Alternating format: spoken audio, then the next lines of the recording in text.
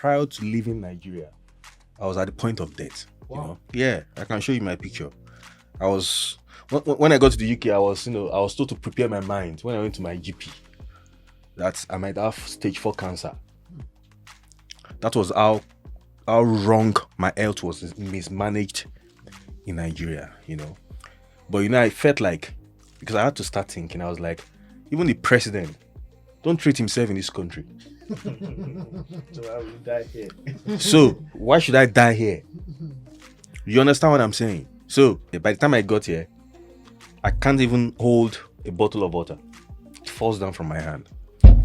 That was how crazy it was, you know. And when I got to the GP, you know, the first blood check they did, what doctors in Nigeria were just like using idea. I saw 2 consultants. The first consultant brought another consultant from Osun State. He said he's the only one of that repute in the whole of Osun State. He brought it over. I had to pay for transport because I couldn't even go to see the consultant. But they end up misdiagnosing me.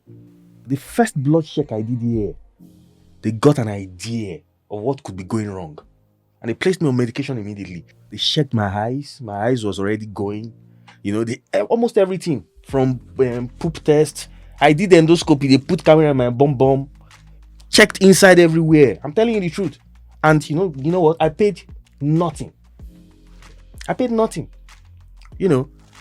So for me, the system here is 100 times more better than Nigeria. And I'm saying it based on my own personal experience, you know. In terms of accessibility, it might not be the way it is in Nigeria. It might not be as straightforward as it should be in Nigeria.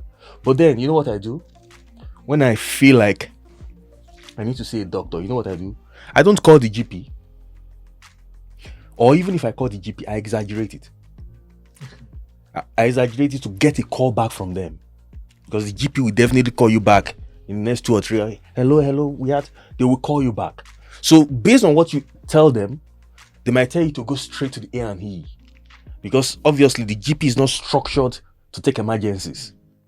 We have to know that. The GP in the United Kingdom is not structured for emergencies. If you want an emergency care, rush down to the A&E. And when you get to the A&E, also note that they have a system in the A&E. The severity of your case will determine when they will attend to you. You might be in the A&E for 5 hours. And I'm telling you, someone walks into the A&E now. And what he tells the receptionist, they will pick him from your side and treat him, and you still be there for another 5 hours. I've forgotten the name they call that, their shuffling system. Maybe it's triage. So once you know all these things about the system, you understand how to go around it. So for me, health in the UK is top notch, you know. Health in the UK is well structured. Of course, the system is overclogged.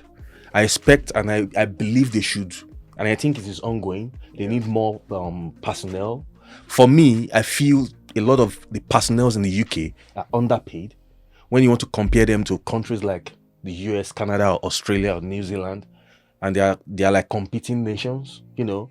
So for me, if those little issues are properly handled, the UK health system will be the best in the world.